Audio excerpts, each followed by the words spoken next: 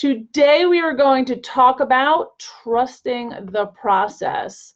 Trusting the process has really become a catchphrase. Wait, I'm moving this over.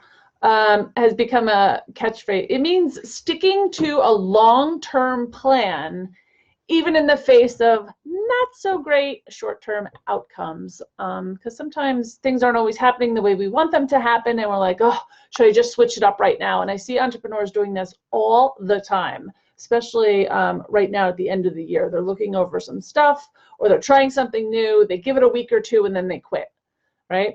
And that's not really the process. You know, the process is to keep going, sticking to a well-grounded, well-thought-out methodology to accomplish a long-term goal. Long-term goal. Entrepreneurs have a way of quitting right before they make it big. I forget what the statistics are, but it's pretty big, actually, that they're quitting. Hold on, I'm just moving something up.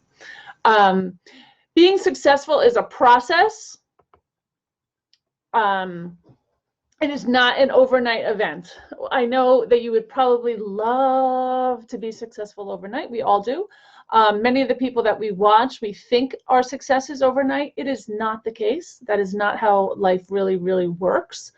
And if you are a success overnight and you didn't really build it, the chances of you maintaining that success aren't really so great. Because if you didn't create a process to allow that to happen, you know, when things aren't going so great, you have nothing to fall back on. Where I always say, you know, go back to your basics. Go back to your basics. If you don't have that basic, you don't know what that process is. It's really hard to go back. So it's consistently doing the things that make money, get you clients, whatever it is for your business. It's all about the small wins. At NLBP, in our community, we have a call called What Works, What Doesn't, and Why. And we talk about those small wins. In fact, you can't tell me a problem unless you tell me a small win that you've had since our last call. And it could be anything. It could be connecting with somebody. It could be, you know, I signed up a new client. It could be, I got my first workshop. It could be tiny, because as an entrepreneur, we lose sight of all those baby steps, what we do along the way to become a process. But for every single one of us, we started somewhere. We started somewhere. When I started doing these lives, I probably had one or two people, it's probably happened to you, one or two people that show up. Maybe nobody shows up. That's okay. It's part of the process. You know, later we have 30 or 40. You know, after doing them for a month, we have 150, 160. It grows. It's part of a process. So you have to do those little stuff and accept those small wins before it gets big. Totally a part of it. So what does it mean to trust the process? I'd like to know in the comments what it means for you to trust the process. I'm going to give you 5 tips before we leave today, but I'm really interested to know from you what it means to trust the process. Tell me in the comments below. So my topics always come from something that happened in the community during the week. This week, I can't actually remember the exact event that made me choose this topic, but I wrote it very early in the week. And I was like, oh, that's a great one. And I remember writing it down to be a great topic to discuss today. So then what happens is I just kind of think about it before I come here on the air. But as we're coming to the end of 2019, the end of the decade. Can you believe it? It seems like 1980 was like 20 years ago. It's a normal time for us, me included, to start doubting what we did over the preceding year, what worked and what didn't, right? How many of you right now are reflecting back on 2019, right? Reflecting in the comments. If you're looking back to say, hey, what worked, what didn't work, reflecting about your year. This is often a really common time to contemplate quitting your business too, letting it go.